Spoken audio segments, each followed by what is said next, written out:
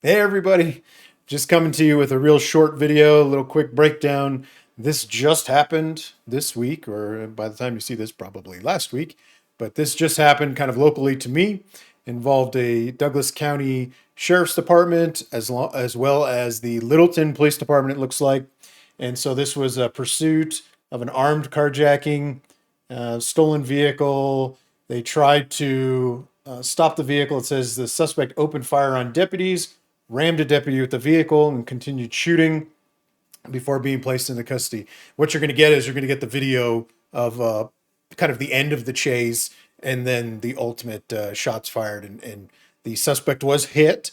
The suspect was arrested, charged on multiple counts. Multiple counts, it looks like. Felony charges include first-degree murder, attempted murder of a police officer, and then probably the robbery and all sorts of other stuff and stolen vehicles. So here we go. A little off-road action through the park. Good, good. Back out towards the front.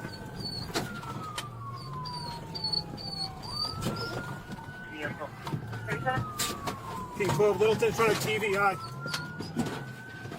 Wrecked out. Stand by. Stand by.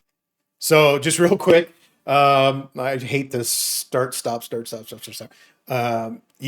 This is a King car, so Kings, generally speaking, in the area around Colorado here, they are canines, and so you can hear the whiny dog in the background, like "Let me get some, let me get some."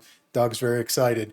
This vehicle here that's being kind of the recording vehicle is going to be your Douglas County Sheriff's deputy. In front of them is the Littleton police officer. You heard him say TVI, and what that's referencing is the pit maneuver. He's attempting a pit maneuver on the vehicle. Flawless victory. So they pit it just before that parked car, which is pretty amazing timing.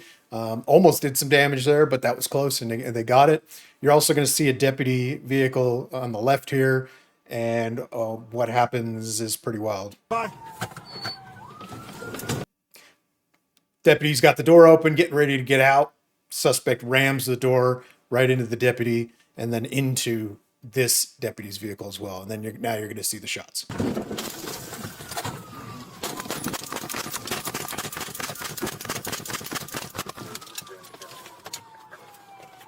There must be something wrong with my radio because I can't drop the info. It's a little hard to hear. They're now saying shots fired. They put in this car, now shots fired. Yeah, there's shots fired, all right. So if we back it up a little bit, it looks like, as far as I could tell, 2 shots, maybe more. From the suspect, you can see the flash of the firearm inside the vehicle as they fire. And then the officer, whoops, I didn't go back far enough. And then the officer returns fire. And the officer returns fire through the windshield. Does not get out. Team 12 Shoots Littleton through in the front of windshield. TVI. Wrecked out. Stand by. Stand by. Watch for the flash. You even saw actually there's more rounds. So there's actually rounds going out of the windshield before the vehicle is like fully stopped, before everybody stopped. And so I didn't catch that actually the first few times of watching this. Now you're gonna see old boy back there. There must be something wrong with my radio because I can't drop the info. It's a little hard Douglas to hear. County Sheriff, They're yeah. now saying shots fired. He ran to the back of the car. Now shots We got fired. rounds going. We got crossfire situation. You got the deputy yelling crossfire, and he ran for cover behind the vehicle. For us to respond when that's fine. And it looks like suspect here is not playing anymore. The Grand Theft Auto GTA video game became reality, and he didn't want any of it, apparently. Team 4, this is our vehicle with from the carjacking, right? Does say he was shot in the hand.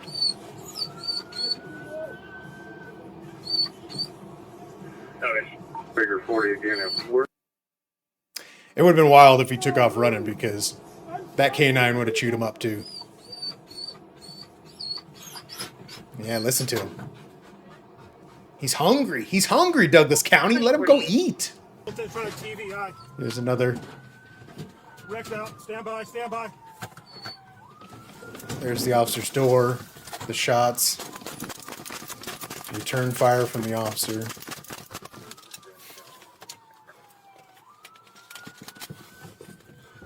Key 12, shots fired, shots fired. Yeah.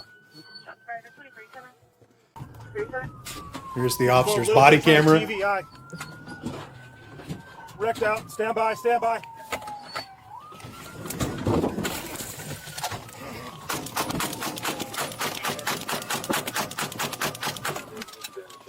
Yeah, get some, boy. Get it.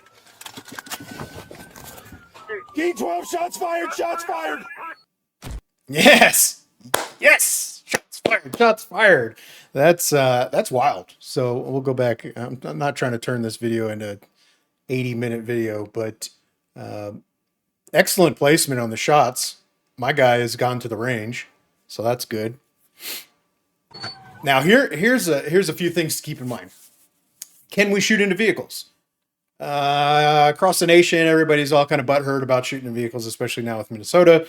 And it's always kind of been kind of a butthurt topic is let's not shoot into vehicles because the vehicle's not a weapon. It is. It is a weapon. And clearly right here, if this deputy had stepped out of the vehicle, he would have died, or she. Sandwiched between the door and the vehicle, dead. Okay? And so vehicles are weapons. And in this case, the suspect was also armed with a weapon, a firearm. So are we able to shoot into the vehicle? Yes. Just on the sheer fact that he attempted to kill the deputy by running into the door, was the intent there to aim at the deputy or was the intent to escape? We don't know and we don't care. Okay. The perceived intentions, the perceived actions by the deputy who is in the recording is that my buddy almost died. They tried to kill my friend, and in fear of my life, my personal life, or a third person, I am going to engage in deadly force. Okay, because there's reasonable thought process here that this is a serious bodily injury or death situation. Okay, that's how lethal force is used and justified and things like that. I've been in a situation like this. I did we did a pit maneuver on a homicide suspect. It's a wild story. I don't know how much I want to actually talk about it on here because of some external implications, but we'll just say we were chasing this vehicle. The officer tried to pit it, and when he pit it, he kept hitting like it was a miss, and he ended up in front of it. Okay, and when he ended up in front of it, the vehicle went reverse, rammed my car, went into drive, rammed his car. Now, when I saw him going forward and hitting the police car, in my head, I said, he's dead. The officer had gotten out of the car and now he's crushed and he's dead. And so I jumped out, drew my firearm, pointed at the back of the driver's head because what he did was he's in the driver's seat, he rams the car and he goes like this. And when he goes to the side, I can see just the back of his head through the rear windshield of the vehicle. And so I'm aiming in, and I'm pulling on the trigger or squeezing the trigger, and out of like left field, literally, comes another officer from another unit that had gotten involved in the chase, dives into the window and grabs the suspect and starts pulling him out of the windshield. I was like, shoot him, because he just killed my partner. He just killed the officer. At least that's what I thought, right? And so in this situation, same thing. He's ramming the car. The officer is clearly going to think, oh, he's dead or she's dead. That deputy is dead, okay? And that's not an unreasonable thought process. Any third party looking at this is going to go, somebody might have died right there, okay? But now we add the factor of firing rounds. So suspect then shoots. Can we shoot into a vehicle when the suspect is shooting? Of course. That's not even a question. And anybody that says that is a question, whether he's holding the gun like this, moving it, whatever, pointing it, whatever they're doing, okay? If they're armed inside a vehicle, they are 1,000% a threat. They're already a threat in the vehicle because they're using that as a weapon. But with the additional weapon, that is 100% going to be legitimate. And I cannot imagine in the slightest possible way that this will not be a justified shooting. This is justified every day of the week and twice on Sunday. Okay. And we're just going to watch those shots again. You can see that flash.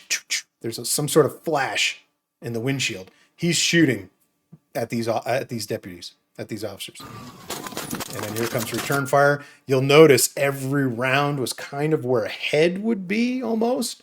A couple kind of when just a hair too high, kind of hitting the top of the windshield, top of the frame of the vehicle. But everything is, I mean, this like this, right? This is where all the rounds are. My guy, you can shoot, okay? That is solid. I don't see any hitting the patrol car behind it, house, the cars behind there. Everything's hitting that windshield. Look at that. Impressive, my guy. There must be something wrong with my radio. Yeah. Great video. Good job, Douglas County. Good job, Littleton PD. Way to get out there and get it. I'm sick and tired of these guys getting away with the stuff. You know, we treat stolen cars as kind of a nothing deal, right?